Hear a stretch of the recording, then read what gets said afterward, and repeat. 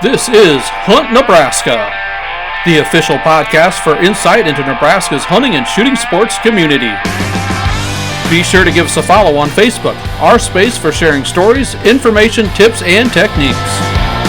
Now, Hunt Nebraska. All right, we are back in the Hunt Nebraska. What are we calling this? This isn't really a cabin. Room? The shack. Back room? The shack and the shed. Yeah, I think the shed, the lean-to. It's more of a lean-to, really. And that's sad because this is incredible architecture for the day. It really is. It's good. From where we started, I mean, it was just like a pile of sticks. And, it was a pile of sticks. Mike Gronwald made some magic happen, and I know that he's going to be doing that. Well, folks, thanks for joining us one more time here on Hunt Nebraska. We appreciate however you might be joining us. We really do like going along for the ride in your car, at your house, whatever it might be going on. That right there, that's Jeff Rawlinson. I'm pointing at him right there. Jackson Ellis right over there, and our super producer right over here, one Kayla Gadeken. If you're watching us on YouTube, which you can do at the Hunt Nebraska YouTube channel, you can see us. So I highly advise you do that. Give us a like on Facebook at Hunt Nebraska. That's where all the folks that are into hunting and shooting sports here in the state of Nebraska are meeting up and talking some inside scoops and that type of stuff. And make sure you subscribe to this podcast. Give us a rank, whatever listening platform you might be using right now. Hey, let us know. The more likes we get, the more we can put out there. And, hey, we got to talk a little bit about hunting season because it is on, guys. Oh, man, is it ever. It is time.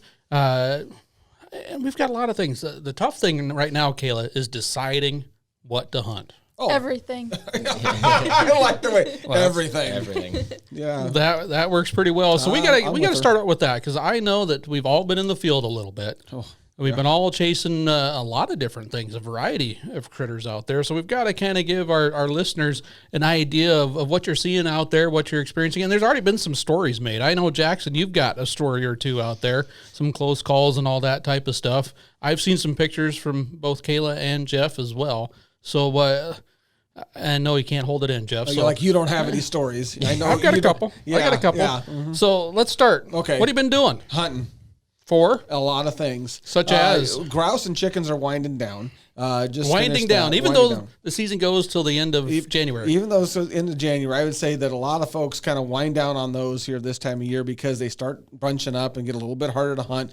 They get a little bit kind of, scared of their own shadow. And so most people start, kind of moving off of grouse and chickens. You don't have to by any means. In fact, I've done a number of late October, early November hunts for those and had really good success. But we're also moving on to other things. And when pheasant season opens up, that's a big deal for a lot of folks. I haven't even been out yet pheasant hunting. Well, you have been grouse hunting though. Yes. So give us. We want some, insight. They were still spread out. I don't want the company land. I want Jeff Rawlinson's. When we get into insight. late October, like we normally do, we hunt in September now. It's just because of work schedules. It's late October, but when we get late October, it's usually they're bunched up and they're skittish. They were holding tight and they were spread out. It looked like a September hunt when it came to this late October hunt. And the weather was a little warm, it's been abnormally warm for a lot of the state up until, maybe most recently. But, and so we had a great time, a lot of camping and fire pits, maybe a cigar or two. But I mean, the hunts were good. And we saw a number of birds. I won't say a lot of birds. I won't lie to you. We saw a number of birds. But when you're walking 2 or 3 miles to kick up a grouse, it's like, man, that's just not what we're used to. We're used to walking 2-3 miles and kicking up 20 or 30 birds. And here's what happens. You get out there in the sandhills, and this is just God's country. I mean, it is gorgeous country out there. And you got all these potholes, these subirrigated meadows and potholes and whatnot. And this late October, you're always in there when the ducks and geese are starting to move in, right? And so you're out there hill after hill, just enjoying the beauty of the sandhills, no question about it, while ducks are just flying overhead. And you're thinking to myself, I need to get in those potholes. Now, I just happened to bring my waders and my duck dog and my decoys, and I'm thinking, it's on. And so every year it seems like we get kind of drawn into that duck hunt. We call it grouse hunting. I bet we do more duck hunting. But we did a lot of grouse hunting, and then we got into those ponds and we're doing a little duck hunting. We did pretty good. That's good. Yeah. That's good. Now, Kayla, I know this last weekend you were chasing upland birds of a different color. So give us the insight on that. What were you seeing? What were you chasing? I was out chasing pheasants. Saw a lot of hens. Not so many colorful birds. Roosters, pheasants. But got a couple in the bag. Got a couple quail. Those little softballs that fly through the air. Got a couple of them too. They're pretty speedy, to say the least, and we have an actual update on that. We've got kind of an insight of some of the harvest reports coming in from the opening weekend of pheasant and quail season here in the state of Nebraska. How'd the dog do? Beautifully. He's figuring it out. That's right. How old? He's a little over a year now. Wow. Just a little over. He's doing a good year. for a pup. He is, Doing yes. incredibly good for a Well, pup. he's had good training. You can tell. Well, she's had him out everywhere. I mean, this dog has been, indoctrinated all over the place. He's seen a thing or two already. He just kind of runs around until something flies up in the air, and he's like, "Oh, let's go chase that." And then Hershey's a lot like that. Yeah, he can relate. It can get you far in life. It really can. So, any good stories? Any good flushes? I mean, I know you were with 2 or 3 other friends. Yep, it was me and my fiance and 2 friends who went out. Yep. So one great story was we kicked up a big flock, and then we walked a little ways and we kicked up some more. And one that we kicked up was a very immature rooster that looked like a hen. And so we were in a 4-man line. I was on the right end. He flew up, thought it was a female, so dark in color, brown, yelled, "Hen, hen, hen." And by the time it got to the middle of the group, it let out that little cackle that only the roosters do. And then the middle of the group was saying, "Rooster, rooster, shoot it." And then the person by the end was like, I don't know what to do. So Can't pull it off with this equipment. No. Yep. What kind of setup is that? Yeah, that's what I used to do back in the heydays. Kind of combine the 2 things you guys were talking about. I remember the first time my brother and I ran into sharp-tailed grouse. They kind of chuckle. It's not a cackle like a pheasant. Mm-hmm. Yeah, they laugh. But I at you. remember a group of them, probably about 3 Sharpies, jumping up in the air, and I yelled, "Sharpie, shoot them!" And one started that chuckling, and they were right by my brother, and he's looking at me just like, "I'm not shooting a hen pheasant. I know you're trying to get me to shoot a hen. I'm not going to do that." But you got to know your birds out there. So you've done a little duck hunting as well this year. Yep. Some success? Not as much as last year. Yep, this is my 2nd year, and we saw quite a few more ducks last year than we did this year. Oh, okay. They're still there. They're are, still there because yes. I know somebody who left his apple. How many bites did you get out of that apple, Jackson? I think it maybe half gone. No, before I maybe ran 2 out. bites. This is so typical. Bites. You might have to set this one 2 up. bites. So An apple. there's one thing that this guy never leaves behind. If it's there, he's there, and it's this Yeti canteen or whatever it is. What do you got there? Yeah, that thing right there. Is that Little water jug? This little water jug, and he never leaves that. He takes that everywhere. It's just a crazy thing. But anyway, and was it a Friday afternoon or Friday? Thursday or Friday? Yeah, right in there. And he gets a phone call, and just everybody's head spinning. Where'd Jackson go? And we look around for him, and all we found, the remnants of Jackson, was remnants, that Yeti, water holder, an apple with 2 or 3 bites taken out of it, and his notebook that he takes around and the keeps public notes. access. Oh, and a public access atlas. And he was gone. Didn't even put his apple down. He just dropped everything and ran. And folks, there was no browning in that apple at all. It was like those were fresh bites out of those were that. quick He chews, figured out where he was headed because he heard the ducks were in. He figured out where he was headed, and he went. And it was pretty impressive. I mean, you walk up soon enough, you could see that apple just kind of wobbling there from where when he set it wobbling, down. Yeah, just a little bit. It was impressive. I'll say that was pretty impressive. I don't think I've ever left that big of a hurry. But with a good cause, because here in the state of Nebraska, especially this time of year, you get some of those calendar ducks, as we like to call them.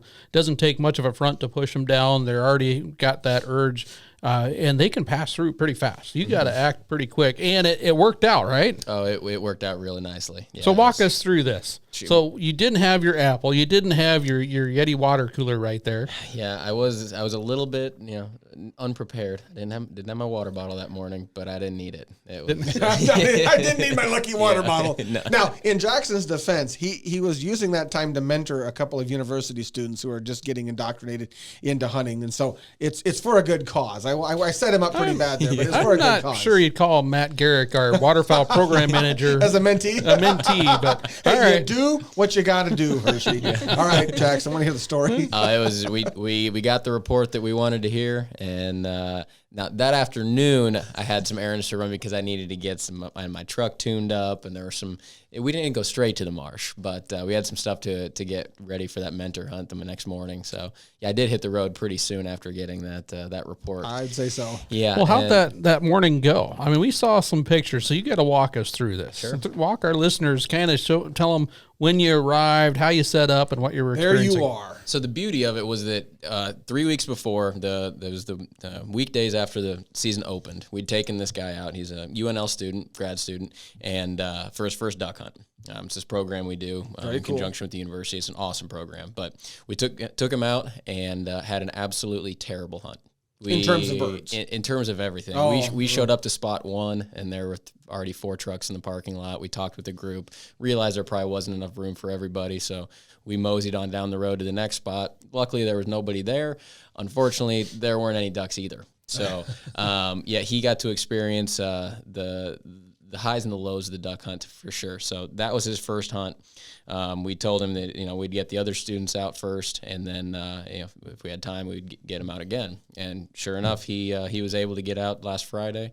And so off we went. When I picked him up in the morning, real early, and I said, don't get your hopes up, but these are the weather conditions and the kind of the things that as a duck hunter, we really get excited about. So here we go. So we hit the road, got out to our spot. Luckily, we were the only ones out there that day. We did see some trucks pull in after us, but they decided that, again, there probably wasn't enough room for everybody. And right away, we knew it was going to be a good day. Ducks flying. It was. What time did the first duck come in? So we were watching ducks those first 10 minutes. We were there very early, had the stuff set out, and we were just watching ducks. The sun was coming up, and I'm watching the clock and Legal shooting hours. Yeah, so I'm watching the phone, and about 15 mallards start working us just beautifully, and we got about a minute to go. And I'm looking at my phone, and I'm telling the guy, I'm like, get ready. I'm like, don't shoot until I tell you to. Here we go. And these mallards did the last pass, and we're like, here they come. And I'm watching the phone, and as they set up, they're backpedaling. Boom, the clock changes. It's like legal hours. Yep. Yeah. So he shot his first mallard. Boom. He was on the 2-tier system, tier 2. So he had his 3 ducks, and we had a group of teal come in right after that. Boom, he shot his 2 teal, and so that was his limit.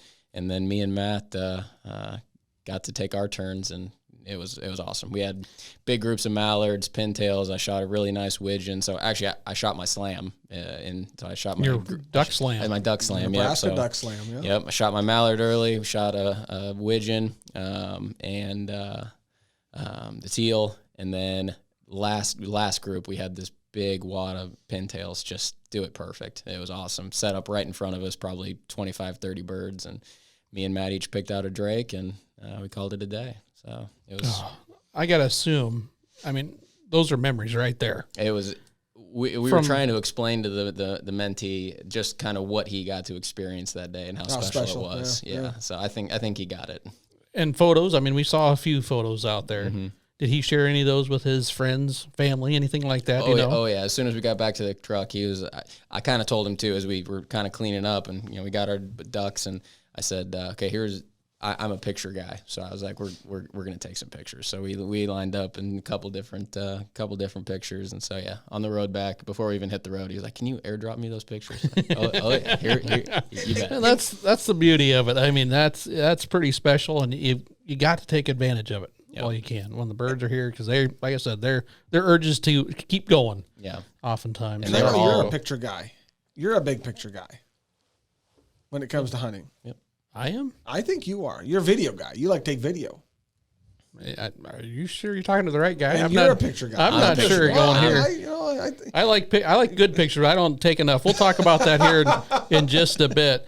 But I know that from that hunt, if I remember correctly, you posted some pictures on that, especially of 3 really nice drakes, pintail, that bald pate, that widgeon, that mallard. And then you said, I'm going to go sit in the trees for a while. That was next. Yeah. That was next. And that's, again, back to the beauty, folks, of all the things that are going on during this time of the year at the end of October, beginning of November. And you've already had some close encounters with some of the deer that you're hoping to put in the freezer. I've had some really good hunts and haven't punched a tag yet. And we can go into that if you'd like. Well, yeah, this is story time. Okay, this is field reports. This is in person. I did loose an arrow. Or it's confession. Oh. Could be confession, I It's guess. a little bit of a confession. All right, Yeah. So I'm hunter ed, right? Yeah. So on the hunter ed, the bow hunter ed test, one of the questions is, what is the reason that most deer are missed in the field? Anybody? Oh, yeah, I know. Anybody? I know. Bow hunting? What's Distance estimation. Yeah, that'd be it. So I went out Sunday. I hunted all day. I hunted one farm in the morning, and then I came home, took a nap, and went to another farm in the afternoon. And right away, I had an awesome encounter. Had a nice 2-year-old buck come running through after a doe. Just that perfect kind of rut. That's when I was like, "Ooh, this could be good." And at sunset, I heard a deer raking a tree. And I'm in this very thick creek bottom, and I'm trying to see where he's at, and I finally pick up. I can see his nose. I can see that white patch on his nose. Oh, and I yeah. can see his antlers, and I'm like, oh, that's a nice deer. And I'm watching him, and he turns to go away from me, and I reached in my backpack and pulled out my grunt tube and pointed it the other way away from him, and gave him a grunt. And I lost sight of him. He went into the thicket, and he was just gone. And about 2 minutes later, I see him coming. He's coming on the creek bank right to me. And if he would have kept doing that on that trail, it would have been a 15-yard chip shot. I'd ranged out everything where I thought they would come from, and I was, almost cutting up the backstraps in my mind. But unfortunately, he had other plans. I kind of shifted on my platform, and I think a piece of dirt fell off my boot and hit the ground. Oh, and he stopped, and he just kind of looked. He's at 45 yards now. He's looking, and he decided to cut a 90-degree turn and come down across the creek, and he was going to try to circle downwind. Oh. And so I had not anticipated them doing that, and so I did not have that area ranged. Rookie mistake. And he hit the only opening, the very last chance I would have had at him before he got downwind, and I drew. I had to grunt twice to stop him. He was on a mission, and he stopped. I'm like, I think that's about 35 yards. Squeezed it off, and it wasn't. I nicked basically the hair on his back. There was no penetration. I just kind of skimmed the top of his back, and he was closer. Yep, he was at 30 yards. Ooh. Yep. So he trotted off, went up to the top of the creek bank, and basically stood there for about 5 minutes, just kind of trying to figure out what happened, and flicked his tail, and off he went. Back to business. He just walked off. Who here has never missed a deer? Raise your hand. So it happens. Yep, it happens. It was a little painful, but it was brutal. I honestly thought I was going to be more disappointed than I was. It was such a great afternoon and great encounter with a deer I'd never seen before, and he wasn't spooked. He walked off like he just couldn't quite figure out what happened. So, how many times in your mind have you played that shot over now? Event? I couldn't even give you a number. Till the next one, you'll have it over and over. Yep.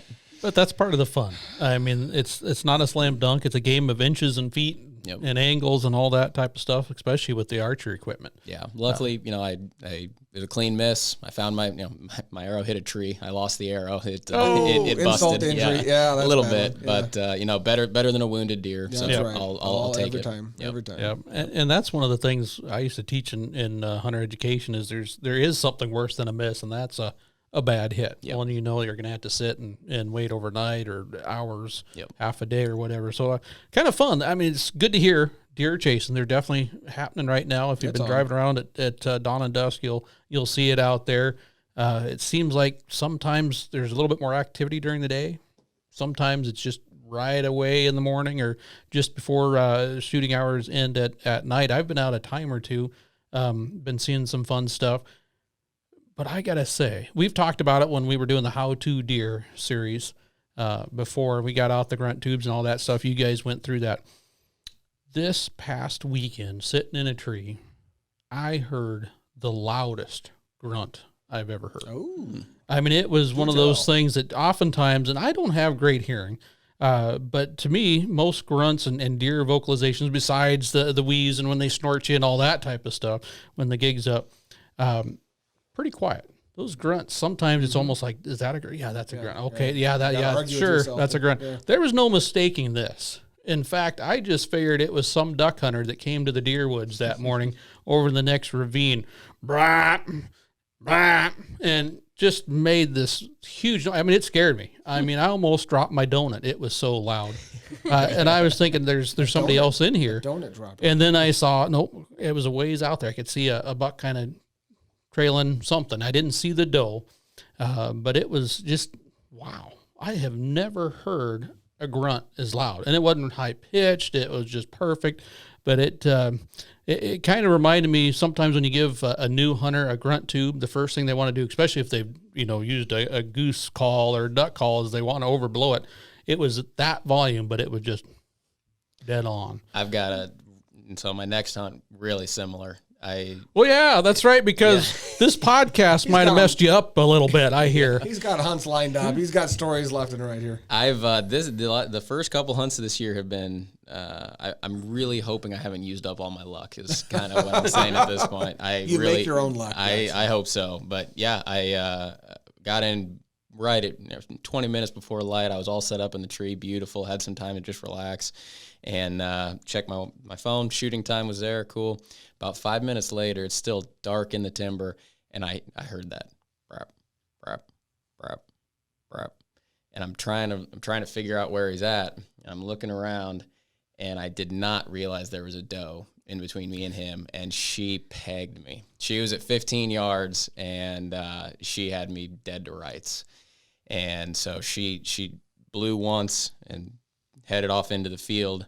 And he had other stuff and safety on his mind, because here he came, and it was I run trail cameras on this farm, and it was the one I was looking for, and unfortunately he was now in pursuit of a doe who was moving away quite quickly, and so he followed quite quickly, and I didn't have a chance to get on him before he was out of my life for the morning. But he was at 20 yards, and if it would have happened a little bit different, I think. So even in range, and you still doesn't work out. Yeah, that's bow hunting. That's bow hunting. Yep. I think I've heard a story too that you were telling of this fall where you went to grab the grunt tube. Ooh. And that you saw a deer in the distance or something like that, and because of our podcast, folks, things went a little wrong. I don't like to make excuses, but so back to the hunt where I missed the deer, that buck that came through earlier. When he chased the doe up into the bedding, he stopped, and I'm thinking, here's an aggressive deer. He's thinking about these types of things. So I pulled out my grunt tube, and I was going to give him an aggressive buck grunt. Well, in the podcast before we had talked, I'd shown the differences in the buck and the doe, and how you can slide the scale on that. And so I went to let out a real aggressive buck grunt, but it was set to doe, and so it did not sound like what I wanted it to sound like. What did it sound like for our listeners? It was a really nasally, drawn out. I don't know. You're not even going to try. You're not even going to attempt it. Kind of like that. Kind of like that. Yeah, it was. Why do you let him do that? He sets you up like that. It's just, I know.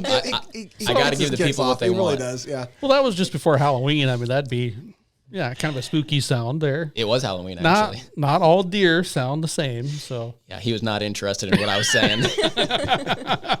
He had one thing on his mind, and you weren't it. No. He was like, I'm just going to let that doe go. Yeah. Now, one thing I'm going to toss out there as far as field reports as well, I've seen this deer hunting, probably where it's given me the most frustrations at time.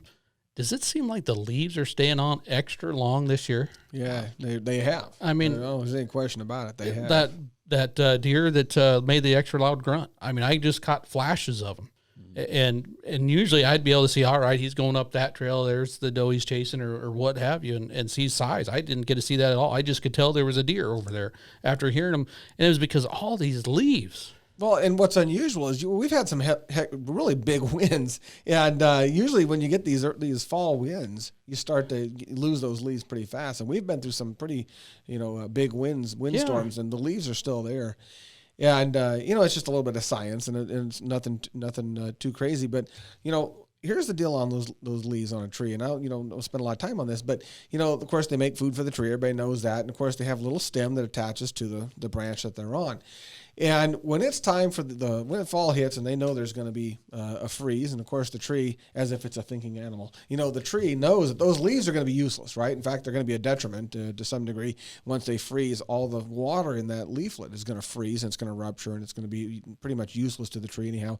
And so the tree really doesn't just, the leaves don't just, vacate the tree. The tree pushes those leaves out. And what the tree does is at that little stem where the leaflet joins this branch, it forms what we call an abscission layer, and it's just a layer of cells that grow between the stem and the branch, and of course that leaflet then is on that based on that abscission layer now. And as soon as that wind picks up or whatever, after the first frost especially, that abscission layer gets very brittle, and a little bit of wind just cracks them right off.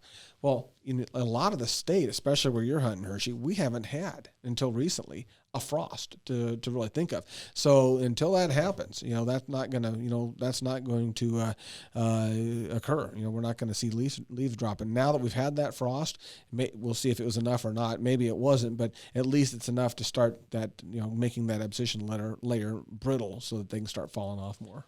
Beautiful colors out there right now, which I won't complain about. And I know the oaks and some of the ironwoods and things like that, that layer takes longer to actually form and push the leaves off. In fact, some of them will have leaves all the way through winter, but a lot of the others, I can't wait for some of them to fall so I can see a little further out there in the woods. All right, we've got to move on. We've got some hunting headlines here, and I'm going to read these, a little bit of the story here, and then I want some reaction to this. All right, and this is one.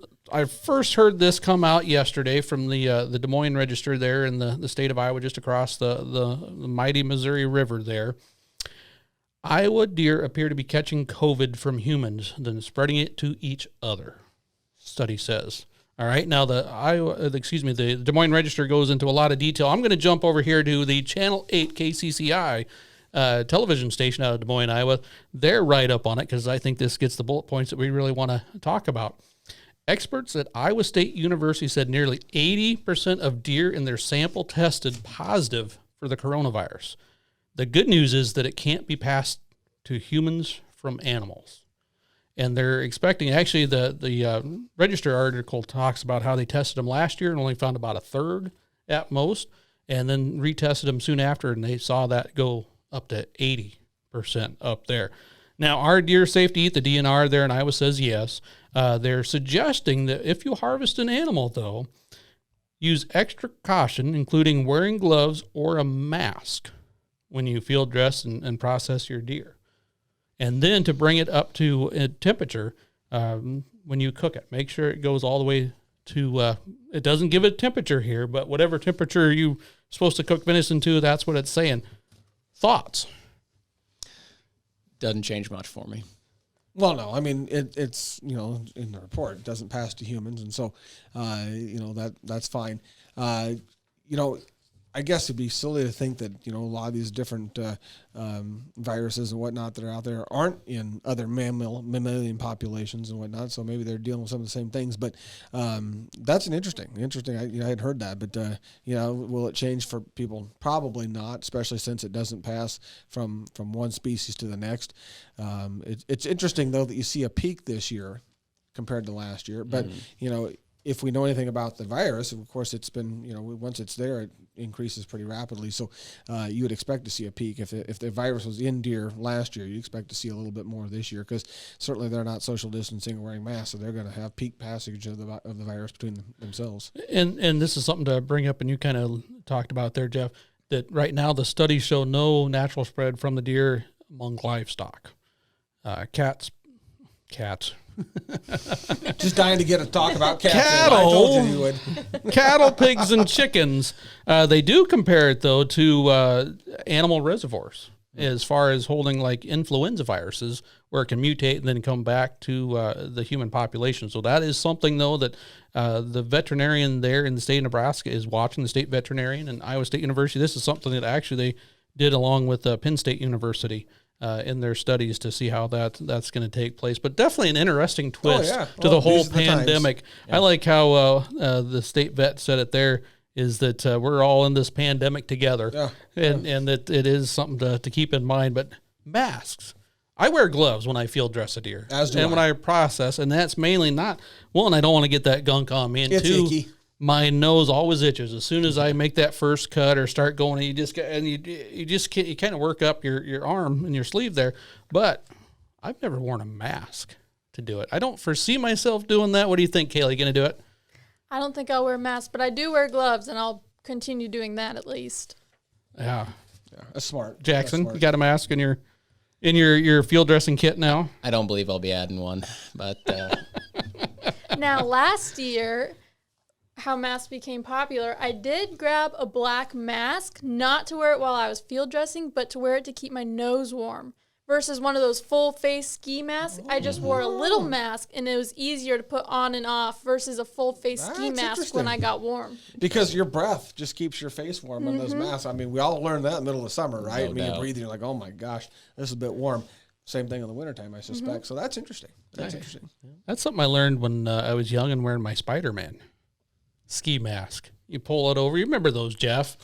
My goodness, eyes. This is starting, I'm my starting to learn a goodness. lot about you, Hershey. There you go. It's all coming out. It does keep you nice and toasty. And cool. So that's something I'm sure we'll keep an eye on here in the state of Nebraska. We have not tested any of our deer for COVID. I don't know that we're going to start by any means, but it's something that will probably kind of make some people's eyebrows go up here in the days and weeks to come as we go through that.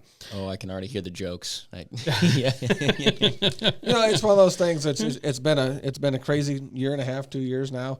Yeah, and you know, to say that deer, you know, have their own special, you know, subspecies of COVID. Well, that's that doesn't actually, shock me. it's the same stuff human gets, and that's the one thing they can't figure out is how it got from humans to deer. But it's not transmissible from deer to human. So far, they haven't found it being transferred from deer to humans, but I'm not sure how that even works. It's, you know, with pets or those at the zoo that we heard about early on, you know, I can see that because there's human interaction there. They're caretakers, all that. You worked in a zoo for a while. You can be pretty close to those animals, but deer. Yeah. I mean, is that something that a captive herd maybe in Iowa where it's not unheard of that in that state to have captive deer? You know, there's more interaction there, I assume, between their caretakers and that herd rather than a wild herd. Well, it's not crazy to think that someone's out in the field, puts a salt block down in the field, for example, for cattle, and then deer comes up there and licks a salt block. And if they had COVID, it's on their hands and on the salt block. I mean, you know, very minimal transmission. It sounds like in humans that way, but it's not crazy to think something like that could occur. It's one of those head scratchers, I will say that. All right, moving on. I know deer season is here. Obviously, a lot of archers hitting the fields. Our first rifle season's kind of starting for landowners here real soon. It'll be fun to see how that one goes. And then the 13th this year, the Saturday closest to 13th, which is Saturday the 13th, is when regular November firearm season gets started. Going to be a lot of deer harvested. And I think we're seeing a pickup in that here across state with the rut going on right now. Pictures is something that Greg Wagner, you guys remember Greg Wagner? Heard of him. Oh, Yeah, with the Nebraska Game and Parks, an institute into himself, giving some hints for taking the best photos of you and your deer. And this one I like. Get photos after canceling your tag, but before field dressing. Yep. You guys seen those pictures? Smart move. Yeah. Yep. One, that deer already looks bigger, right? Mm-hmm. Yep. Two, you guys have seen them. It's hard to keep a deer clean when you're field dressing it. It's hard to keep you clean when you're field dressing. Exactly. Well, back to the gloves and mask now. Yeah, I've seen some field dressing operations where the gloves and mask didn't seem to help at all in that regard. But yeah, I agree with them on this. Do the pictures before you do the icky part, the field dressing stuff. All right. Forget the pickup truck bed shots, please. I'm just hitting the bullet points here, folks. You can go to Greg Wagner's blog, In the Wild with Greg Wagner, which is on our Nebraska land website. You can go to our outdoornebraska.org, and then there'll be a picture of a bighorn sheep that says Nebraska land. Click on that, and you'll be able to track this down. Forget the pickup truck bed shots and scrap the garage pick as well. Yeah, it never looks cool. Yeah, I didn't know Walk what a us through spray-in bed liner was until deer season. I started seeing pictures of God, that's got to be what those spray on because I didn't have one.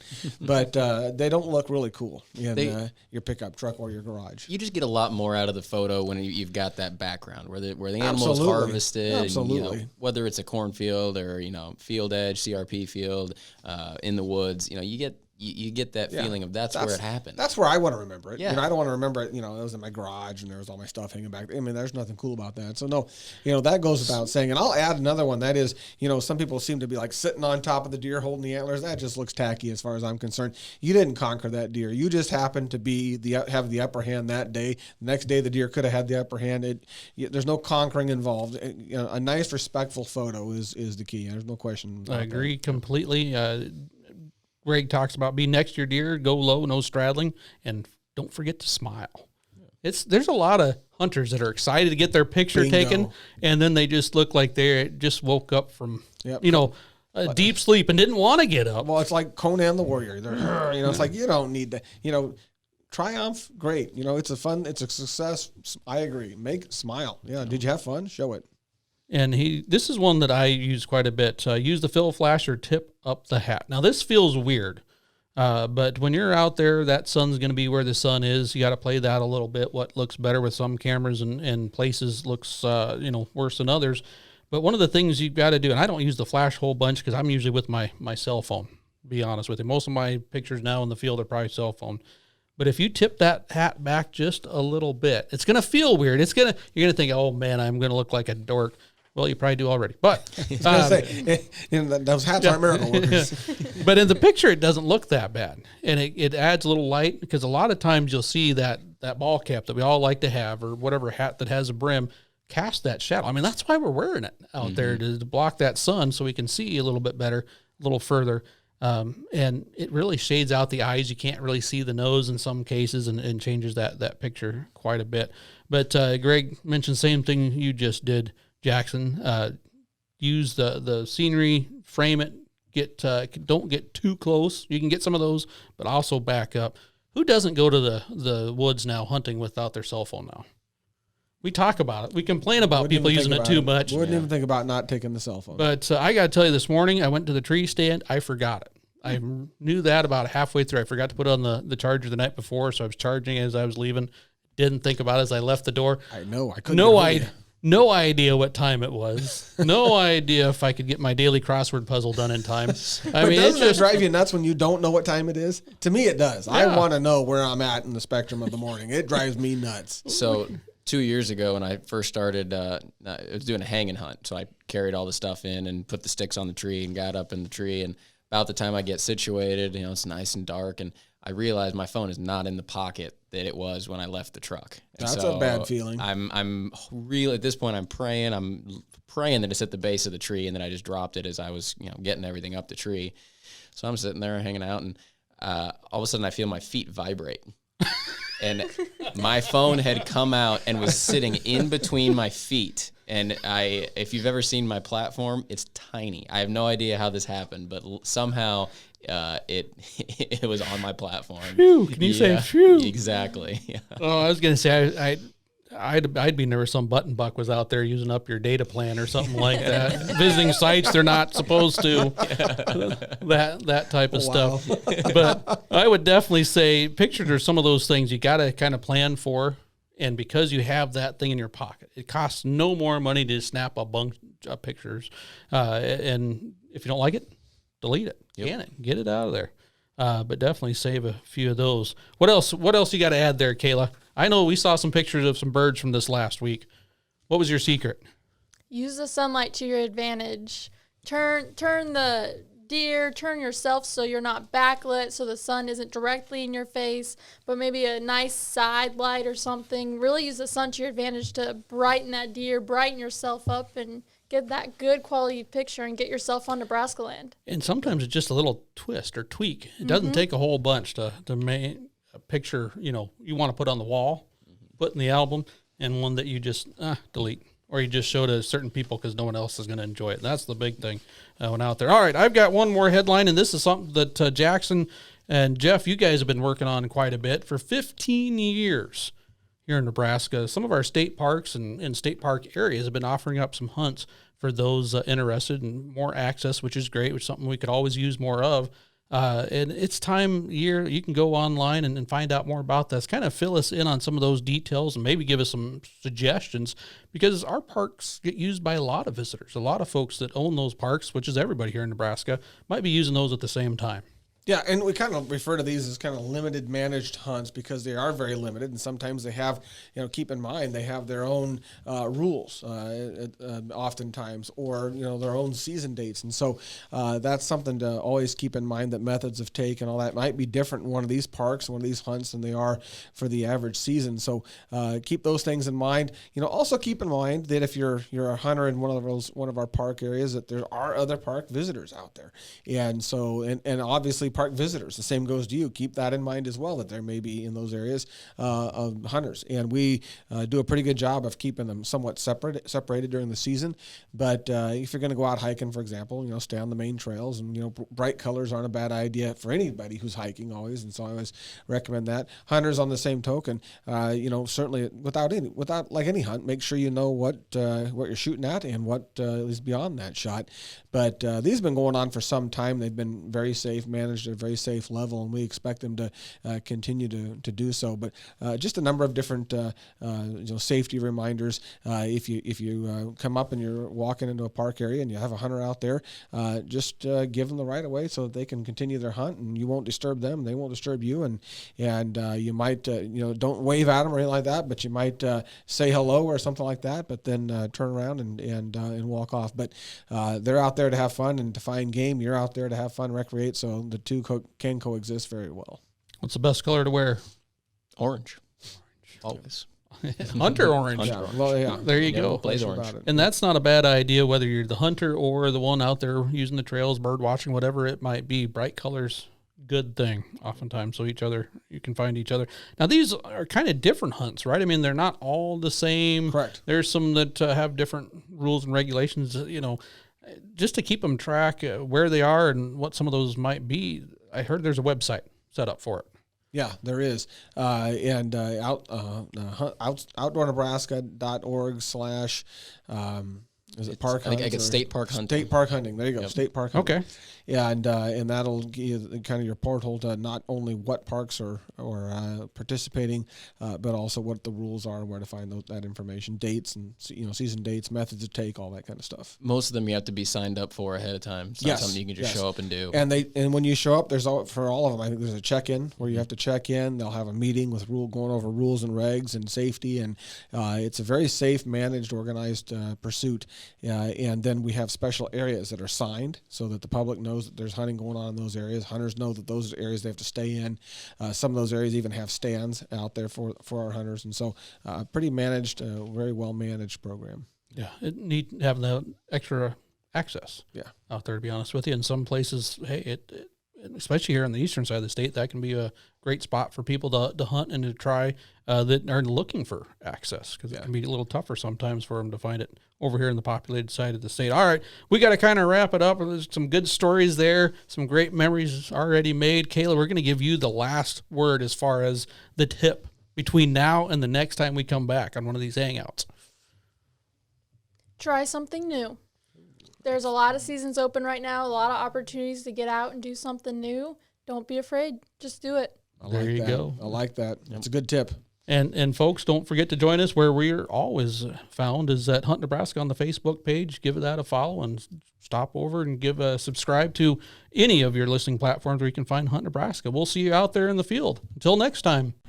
Hunt Nebraska, brought to you by your Nebraska Game and Parks Commission.